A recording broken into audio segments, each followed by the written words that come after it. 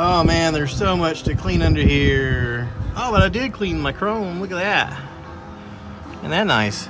I used my mother's aluminum and a brag. This was all red when I started. Now it's not. But you can see here, I got some cleaning to do underneath here. This is all Windrock that I brought back to South Carolina with me. Ain't that fun? Yeehaw. All right, so I got under here with some soap and water and a bucket and a spongy thing. And I wiped all down. I wiped down a lot. I wiped down a couple hours worth.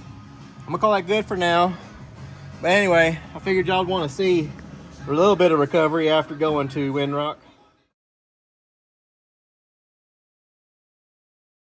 Oh man, it looks so good, all cleaned up. Yeehaw.